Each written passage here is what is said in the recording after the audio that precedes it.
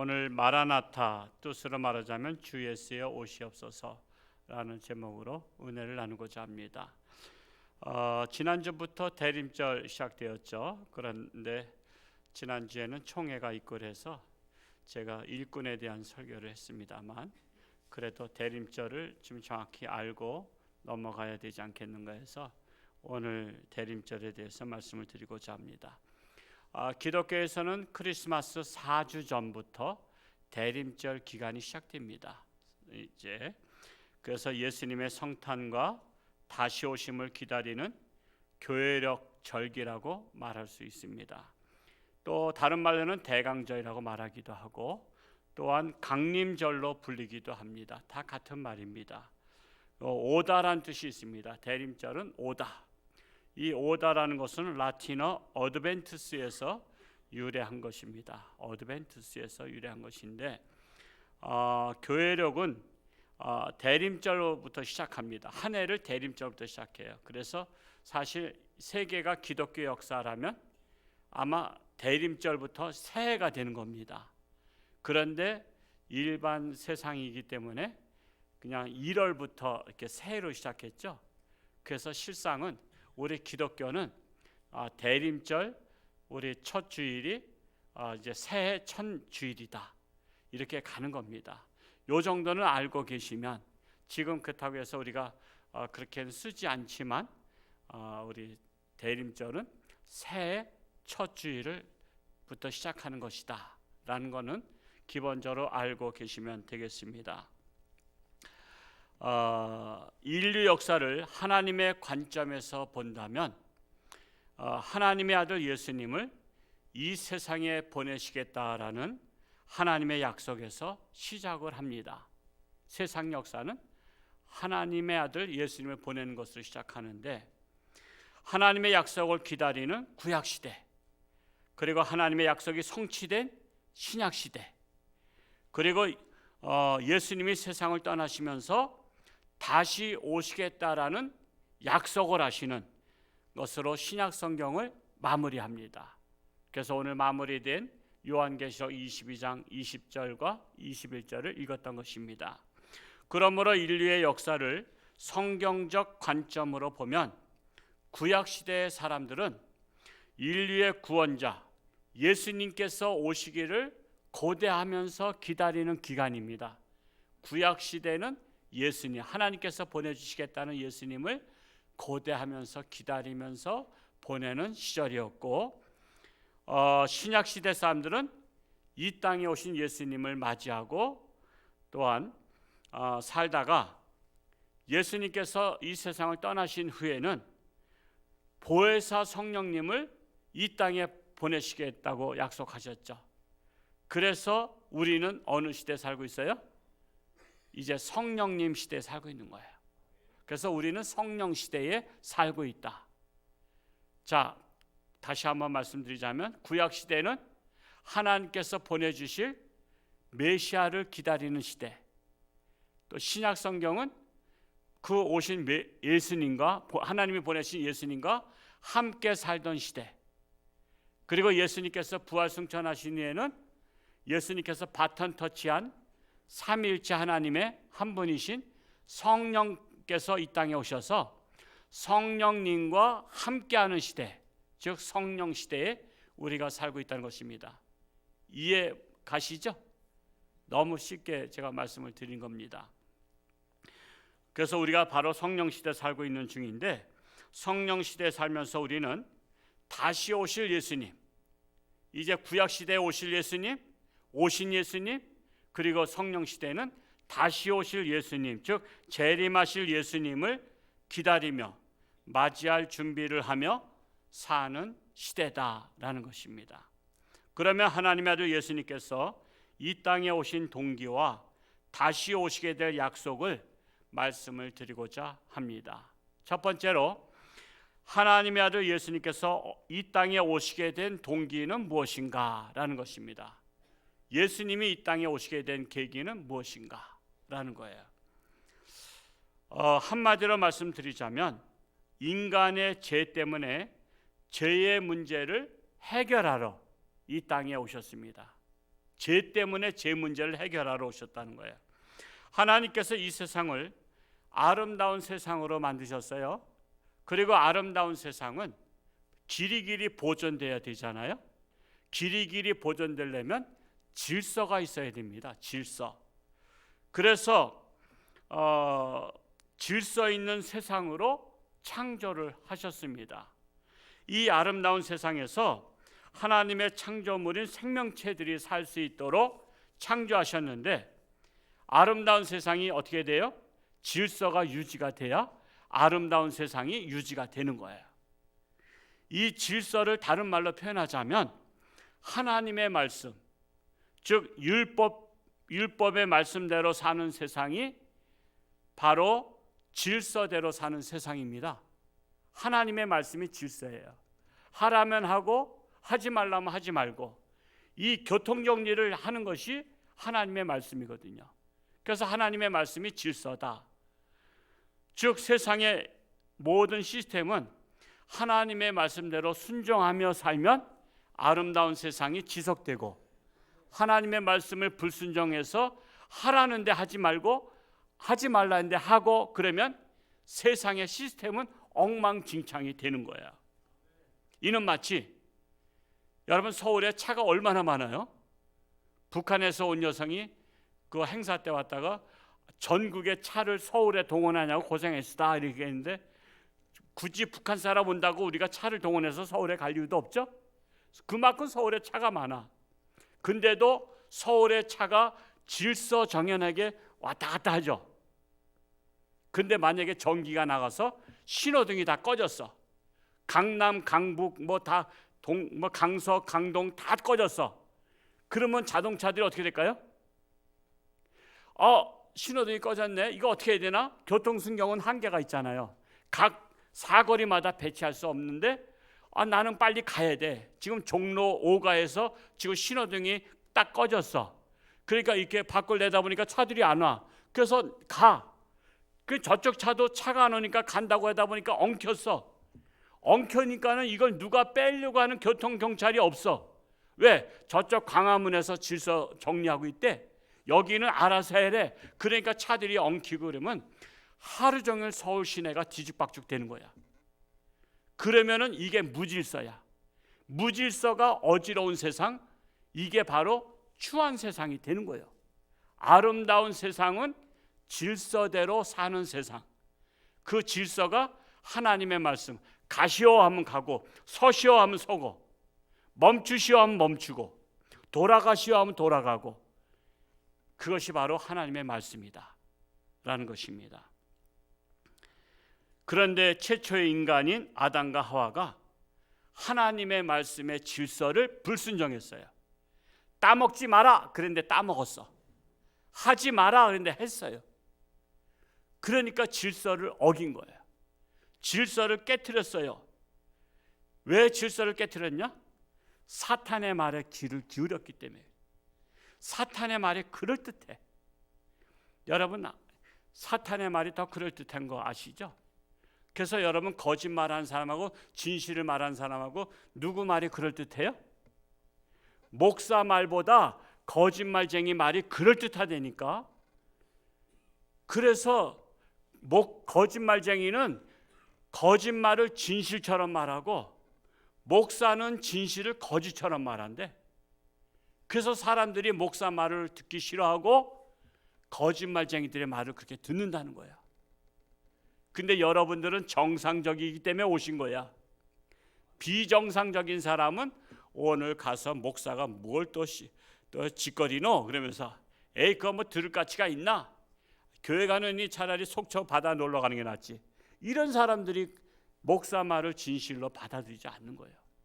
근데 여러분들은 하나님의 말씀을 목사가 전하는 것을 진실로 받아들이니까 여러분은 정상적인 사고를 갖고 계시다라는 것을 제가 인정합니다. 여러분 인정합니다. 자, 그래서 사탄의 거짓에 넘어가서 이 세상의 질서를 무너뜨렸는데, 그리하여 이 세상에 죄라는 이물질이 들어왔어요. 죄라는 이물질. 이 깨끗한 물에 이물질 들어오면 이거 전체 다 못 마시듯이 죄라는 이물질이 들어와서 아름다운 세상을 죄악의 세상으로 물들어 버린 거예요. 죄악의 세상으로. 이는 마치 환자의 몸속에 이물질과 같은 암덩어리가 있어. 이 암덩어리가 생긴 것 같은데 환자는 자신의 몸속에 있는 암덩어리를 자기가 제거할 수 있어요? 없어요? 여러분 뱃속에 있는 종기를 여러분 스스로 내가 손가락 집어넣어서 내 몸에 있는 거 내가 끄집어내야지 하고서는 속에 있는 종기를 잡아 뜯어가지고 빼낸 사람 한번 손 들어봐. 아무도 없어. 여러분의 몸속에 뭔가 걸려. 그래서 알고 봤더니 암이래. 그런데 여러분 스스로 해결을 못해.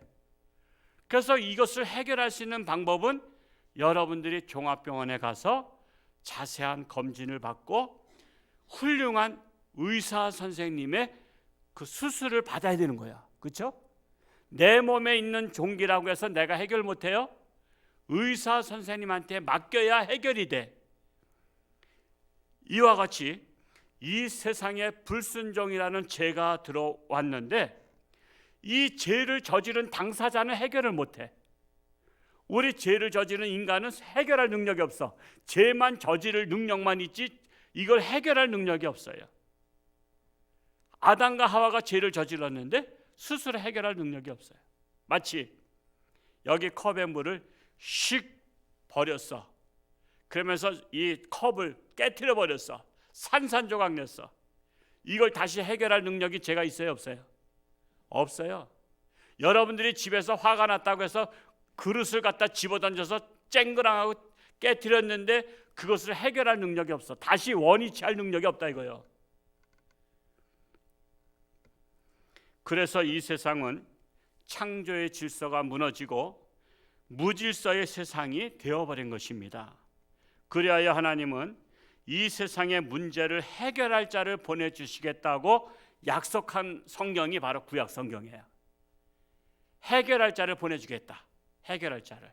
그러면서 스무고개 하듯이 이렇게 하나님께서 이렇게 알려주셔요. 첫 번째 알려주신 것이 창세기 3장 15절에 나오는 말씀이에요. 우리 한번 같이 한번 앞에 자막 띄었는데 읽어볼까요? 시작. 내가 너로 여자와 원수가 되게 하고 내 후손도 두 여자의 후손과 원수가 되게 하리니 여자의 후손은 내 머리를 상하게 할 것이요 너는 그의 발꿈치를 상하게 할 것이니라 하시고, 이 말씀이 뭐냐면 이 인간이 죄를 짓고 무질서, 질서를 깨트린 다음에 아담과 하와에게 징계한다는 말씀을 하고 지금 사탄에게 한 거예요. 너 사람을 꼬셨지. 너 사람을 유혹해서 꼬셨지. 그래서 너는 여자의 후손과 원수가 될 거야. 왜? 여자의 후손 중에 너를 칠 자가 나오니까. 그래서 너하고 그 여자의 후손은 원수가 될 것이다. 이렇게 말씀하고 있는 거야.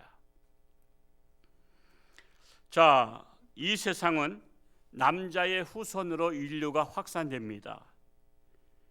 근데 요즘 시대가 남자끼리 결혼하래, 여자끼리 결혼하래. 그걸 갖다가 동성결혼이라 하잖아요. 동성결혼. 이걸 법으로 다 보장해 주겠대. 법으로 보장해 줄 테니까 안심하고 남자끼리 사랑에 빠지고 여자끼리 사랑에 빠지래. 그래서 이것 때문에 화딱지가 나서 그냥 열불이 나가지고서는 제가 피켓 시위도 나가고 하는 게 그거예요. 제가 정치 집회는 제가 목사로서 안 나가는데 하나님의 말씀에 위배되는 그 집회를 제가 강원도에 CBS 인터뷰하고 우리 다 같이 집회하자 그랬는데도 목사님들도 안 하셔. 동성애 세상이 되든 말든 나하고는 상관없다. 내가 동성애자 아니라고. 이건 무책임한 거야. 하나님은 남자와 여자 결혼해서 남자의 후손으로 태어나는 시스템을 만들어 놓으신 거야. 모든 동물도요, 동물은 남자 여자라고 말하지 않고 뭐라 그래요? 수컷 암컷 아니면 순놈 암놈 그래. 수컷 암컷. 그래서 수컷과 암컷이 결혼해야만이 후손이 나와. 수컷끼리 결혼해도 안 돼. 암컷끼리 결혼해도 안 돼. 이게 하나님의 시스템이고 하나님의 질서야. 근데 요즘 질서를 깨트리겠다고 하는 거예요. 그런데 성경에 유일하게 남자의 후손이 아니라 여자의 후손이 태어나게 하시다는 거예요. 자, 그러면 우리가 이거 굉장히 아주 쇼킹한 내용이에요. 우리 인간의 시스템은 남자의 후손으로 태어나야 되는데 여자의 후손이 태어나서 사탄을 물리치게 하겠다는 거예요. 자, 그런데 남자의 후손이 나와서는 안 되는 거예요. 왜? 남자의 후손은 죄인이야. 여러분, 죄인의 후손은 죄인입니다. 예를 들어서 에이즈 환자가 아기를 낳으면 아기는 에이즈 환자에 걸릴 확률이 99.9%라 그러죠. 왜? 그 피를 통해서 유전인자로다 들어가기 때문에 아기는 동성애를 안 했고 다른 불륜을 저지르지 않았음에도 불구하고 자기는 태어날 때부터 아버지의 유전자를 갖고 태어나요. 그래서 남자의 씨는 죄의 씨를 유전자로 받고 태어나기 때문에 아버지가 죄인이면 자식도 죄인이요. 나는 죄 안 졌는데요, 선악과 안 따먹었네요. 상관없어. 아버지의 씨를 물려받았기 때문에 죄성을 갖고 태어난 거예요. 제가 어렸을 때 묘목을 만드는데 미르나무라고 이 시골에 있었어요. 미르나무는 가지가 이렇게 나무 위에서 새순이 돋는데 그거를 잘라다가 이렇게 한 요 정도 잘라가지고서는 땅에다가 이렇게 꽂고서는 흙을 덮어놓으면 그 다음에 뿌리가 나와서 다른 미르나무가 돼. 제가 학생 때 고민했어요. 이 미르나무 요 한 가지는 저 원나무랑 같은 건가 다른 건가? 다른 거예요? 같은 거예요? 숫자상으로는 미르나무 하나, 둘, 셋 해서 큰 원가지나 이 새순 가지나 숫자상으로는 숫자가 많아. 그렇지만 미르나무라는 공통점에서는 하나야. 왜? 이 본 나무에서 가지를 잘라서 한 거기 때문에. 그러니까 성분이 똑같은 거야. 여기에는 뽕나무 성분이 없어요. 여기에는 다른 밤나무 성분이 없어. 오로지 미르나무 성분을 받은 것과 같은 것처럼 우리 사람은 부모의 씨를 받아. 특히 남자의 씨를 받기 때문에 그 중에 원치 아니하는 죄의 씨까지 같이 받은 거예요. 그래서 남자의 후손이 나와서는 죄의 문제를 해결할 수 없어요. 왜? 죄진자가 죄진자를 해결할 수 없는 거야. 내 문제를 내가 해결할 수 없는 것과 동일한 것입니다. 그래서 죄인이 아닌 자가 이 세상에 와야 되는데 죄인 아닌 자가 오려면은 남자의 씨로 와서는 안 되는 거야. 그래서 여자의 후손에게서 온다. 그 여자의 후손에게서 와서 죄인이 아닌 의인이 와야만이 가능하다.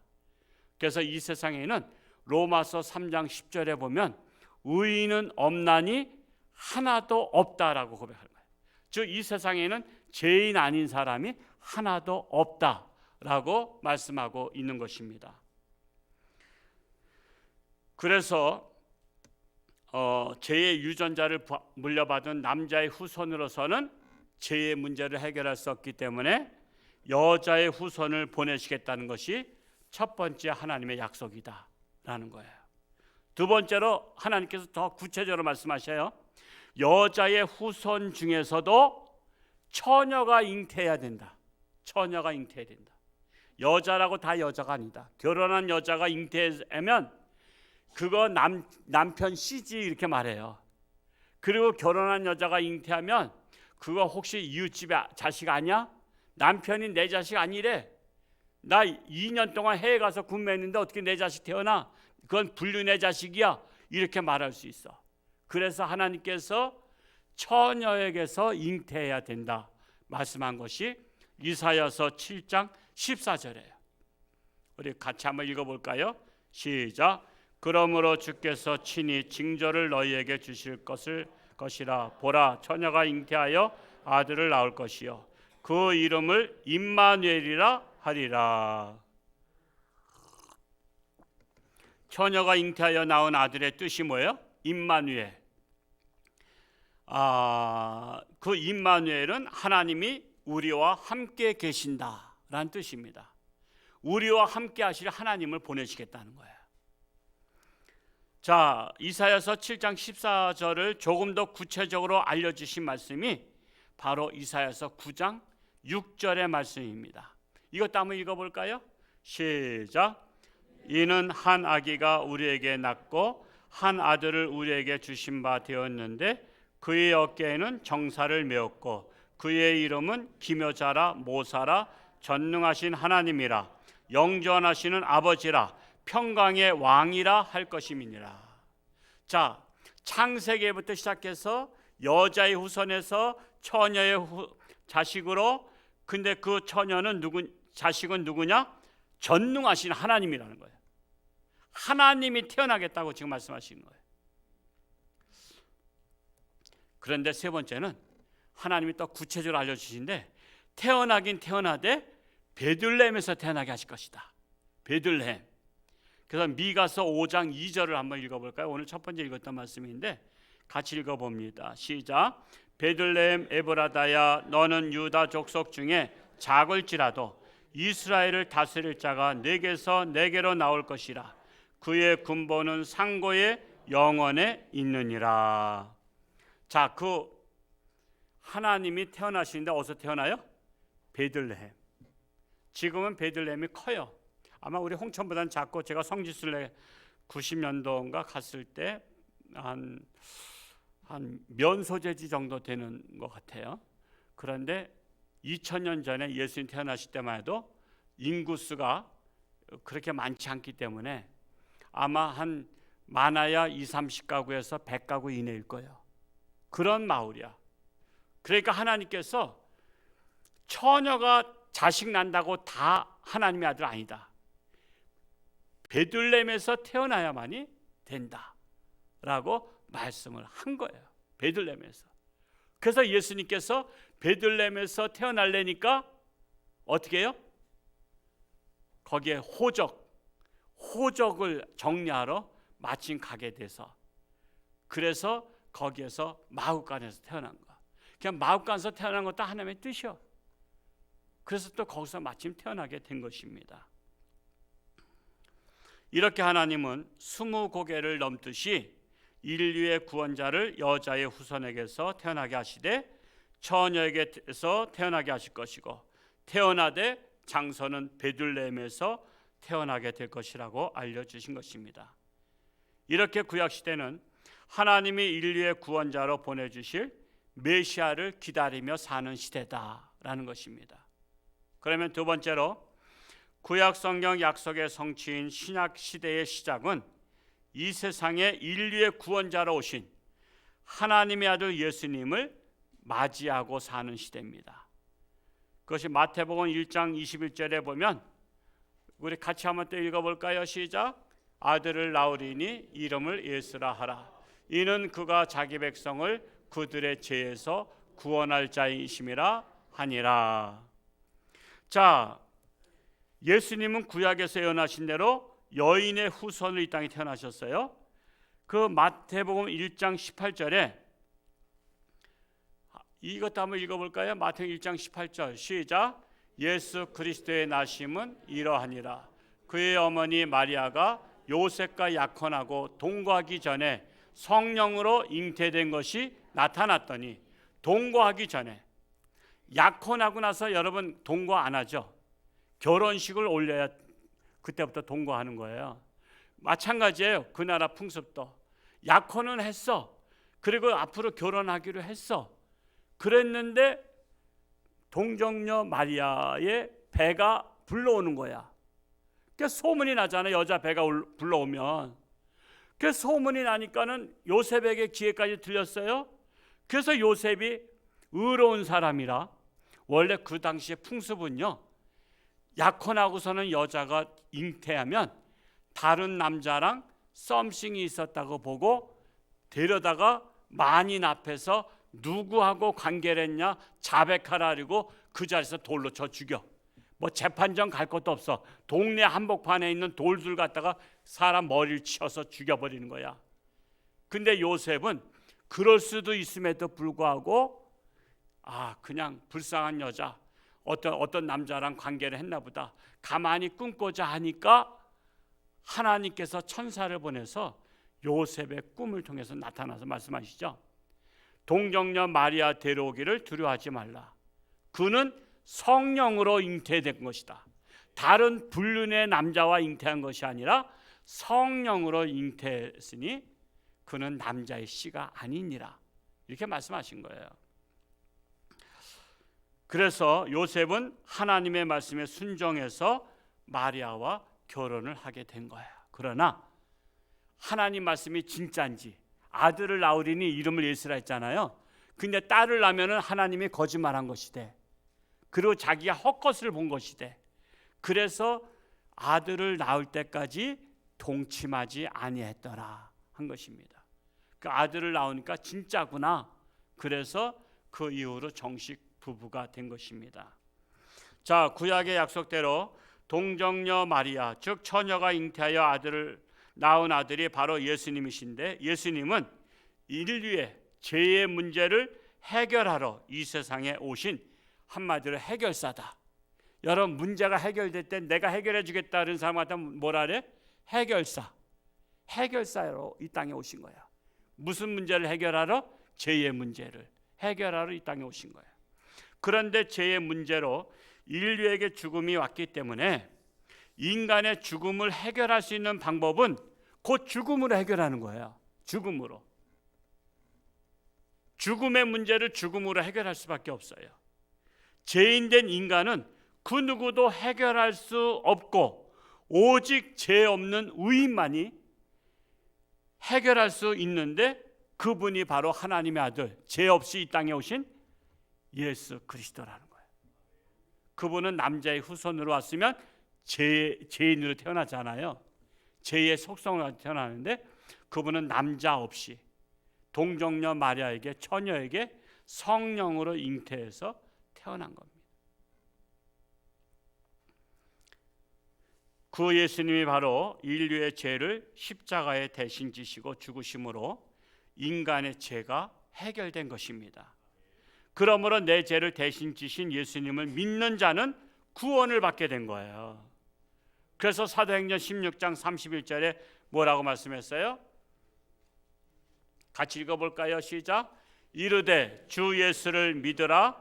그리하면 너와 내 집이 구원을 받으리라 하고 그랬어요. 그래서 이 기독교의 신앙은 예수를 믿어야 구원을 받는 거예요. 그런데 우리의 잔재가 있어, 잔재. 그 잔재가 뭐냐면 유교 사상의 잔재가 머릿속에 박혀 있어. 조선시대 2조 500년 유교 사상 갖고 내려왔잖아요. 그리고 고려시대, 삼국시대 불교의 잔재가 있어. 그래서 불교의 잔재는 뭐예요? 공덕사상. 그래서 좋은 일을 많이 하면 극락세계에 간다라는 이 잔재가 있고, 유교의 잔재는 뭐예요? 착한 일을 많이 해야 좋은 곳에 간다. 그런 잔재가 있어. 그러다 보니까 내가 예수를 믿고도 집사님 오늘 당장 돌아가시면 천국 갈 자신 있으세요? 그랬더니 제가 뭐 착한 일 한 게 있어야죠. 그래. 아니, 착한 일 가지고 구원받는 게 아니라니까. 뭐 해야 구원받아요? 예수를 구주로 믿어야 구원받아. 그러면 착한 일 안 해도 돼요? 아니에요. 착한 일은 그냥 부수입으로 하는 거야. 그냥 본질은 예수를 믿는 거야. 그래서 예수 안에서 착한 일을 해서 하나님께 영광 돌리는 거지, 착한 일을 해야만 구원받는다, 그건 아니라는 사실이에요. 그러니까 오늘 내가 목사님 설교 드리니까 착한 일 안 해도 되겠네, 나쁜 짓 해도 되겠네, 예수만 믿으면 되네. 근데 예수 제대로 믿으면 나쁜 짓 해야 안 해요? 예수님이 나쁜 짓 해라 그랬어요? 안 했잖아. 착한 일 해라 했잖아요. 그러니까 예수를 제대로 믿는다는 것은 예수님의 말씀에 따르는 거거든요. 그러니까 우리가 잘못 삐딱하게 생각해서 목사님이 예수만 믿으면 구원받는데 난 이제 나쁜 짓 다 하다가 예수만 믿고 그냥 천국 꼴이 날 거야. 어림도 없어요. 그건 예수 제대로 믿는 게 아니야. 예수 제대로 믿으면 예수님 말씀대로 사는 거예요. 세 번째로 인간의 죄를 죽음으로 해결하시고 이 땅을 떠나시면서 하신 말씀이 바로 다시 오시겠다는 거예요. 다시 오시겠다. 다시 한번 정리해 드릴게요. 구약 시대는 하나님께서 약속하신 메시아를 기다리는 시대. 그래서 메시아가 임마누엘 된 하나님이 오시기를 기다리는 시대. 신약 시대는 그 약속대로 오신 예수님. 그리고 예수님께서 우리의 죄를 대신 지시고 부활승 십자가 못 박혀 죽으시고 부활승천하실 때 다시 오겠다. 그러니까 지금은 무슨 시대요? 다시 오실 예수님을 기다리는 시대다라는 거예요. 근데 다시 오실 예수님에 대해서 마태복음 24장 44절에 우리 한번 같이 또 읽어볼까요? 시작. 이러므로 너희도 준비하고 있으라. 생각하지 않은 때에 인자가 오리라. 자, 준비하고 살라는 거예요. 항상 생각지 않은 때가 뭐죠? 정신 없을 때, 생각이 없을 때 인자가 오리라. 즉 예수님이 오리라. 그러니까 생각이 없으면 안 되는 거예요. 우리 생각이 있어야 되고 그 생각을 정신 차리고 있어야 되는 거예요. 그래서 제가 맨날 그냥 정신 차려라, 깨어서 기도하라. 왜? 생각 없을 때 예수님이 오시면 내 안에 생각이 없어, 믿음의 생각이 없어. 그때 오시면 큰일 나잖아. 내가 믿음의 생각을 갖고 있을 때 예수님이 오셔야 내 믿음을 보여드릴 거 아니야. 그래서 너희는 깨어 있으라. 생각지 않은 때 인자가 오리라. 그래서 우리는 늘 예수님을 생각하고 있어야 된다는 거예요. 자, 예수님이 승천하신 것을 멍하니 바라보는 제자들에게 천사가 말해요. 예수님 딱 승천하시잖아요. 40일 만에 부활하셨다가, 그러니까 승천하신 모습은 가셔요. 아우 어떡하나, 우리 예수님 같이 있고 싶은데. 그래서 멍하고 있을 때 천사가 나타나서 말씀하신 것이 사도행전 1장 11절에 있어요. 우리 또 이 말씀도 한번 읽어볼까요? 시작.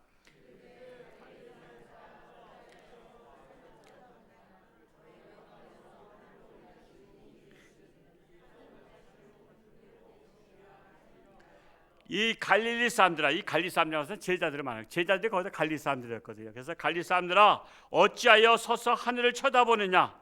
너희 가운데서 하늘로 올려지신 이 예수님은 하늘로 가심을 본 그대로 내려오시리라. 자, 구약에서 약속한 것은 여자의 몸에서 처녀의 몸에서 태어난다고 했어요.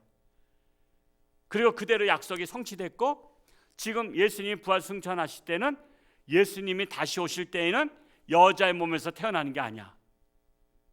처녀의 몸에서 태어나는 게 아니야. 하늘에 올라가신 그대로 내려오신다는 거야.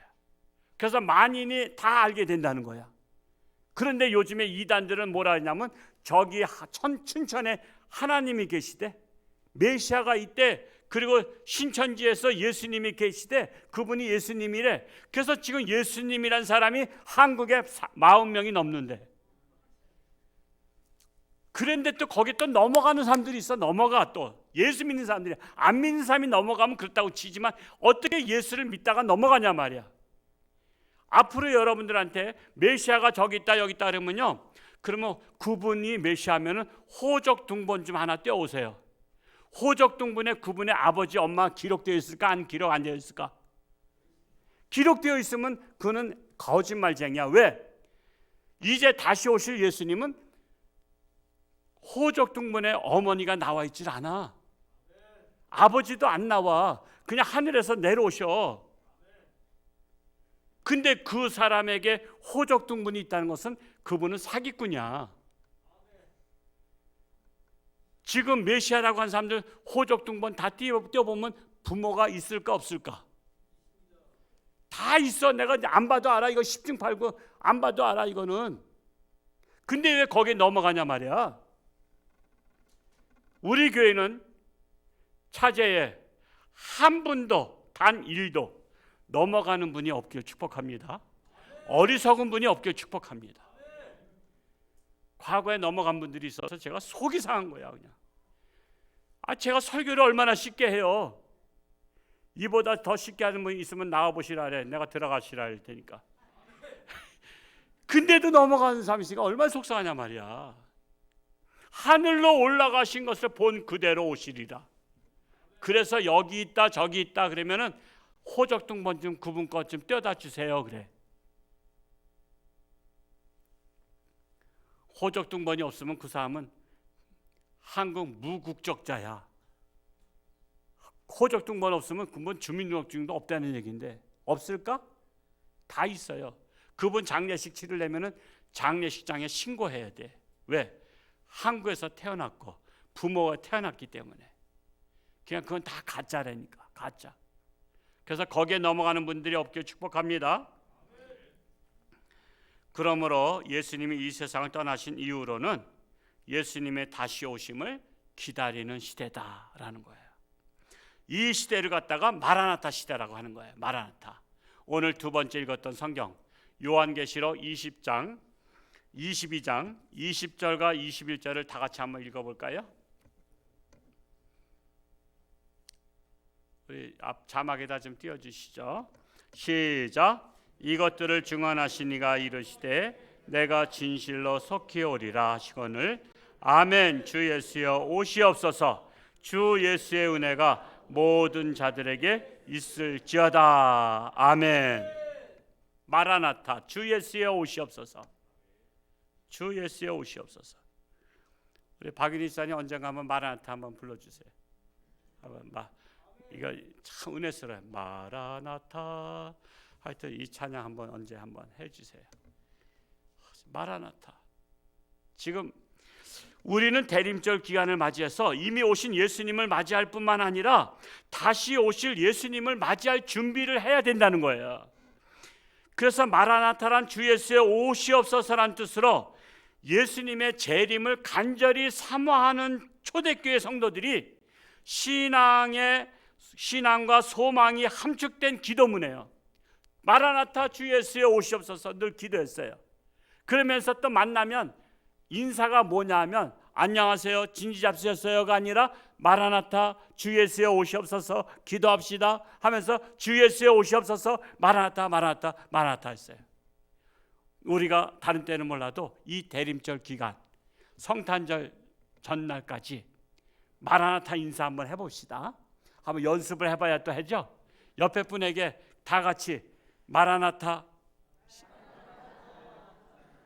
아유, 기분 나쁘신 것 같아. 아이 만나면은 반갑지 않은 사람한테는요. 안녕하세요. 안녕하세요. 예, 안녕하세요. 예, 예.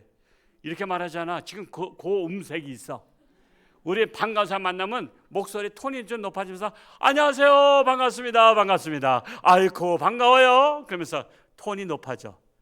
한번 그 톤에다가 해볼까요? 시작. 할렐루야. 만약에 마라나타 인사 안 하면 커피 쏘기. 제가 벌써 커피를 쏘게 됐어. 일부 예배 때 그렇게 하고 나서 사무실에 앉아있더니 동명희 권사님이 들어오면서 목사님 안녕하세요 해서 네 안녕하세요 했더니 김채영 권사가 그 컴퓨터에 앉아있다가 목사님 커피 쏘세요 그래서 내가 꼼짝없이 걸렸어. 이제는 상대방이 마라나타 하면 네 마라나타 그래야 돼. 네 안녕하세요 이러면 안 돼. 그래서 커피 쏘세요. 그때는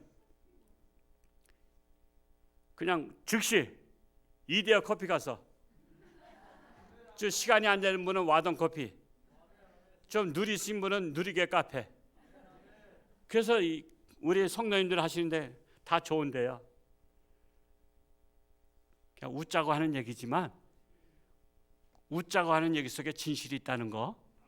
그래서 우리는 마라나타 한번 해보자고요. 이 시간 이때마다 마라나타 하면서 인사하자고요. 주 예수의 오시옵소서. 마라나타가 또 도대체 뭐요? 그런 분 없기 바랍니다. 그 뜻이 뭐라 했어요?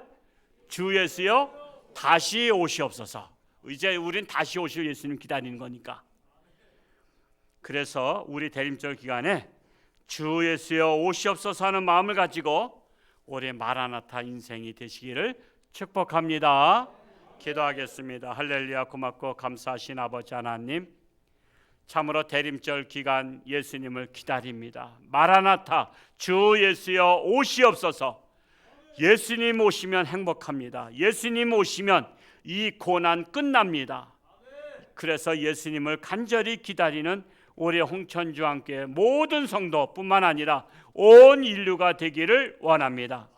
이번 성탄절을 맞이하며 우리가 정신을 차리고 근신하며 깨어 기도하며 예수님을 맞이하는 우리 모든 성도들이 되게 하여 주옵소서. 예수님의 이름으로 기도하옵나이다. 아멘.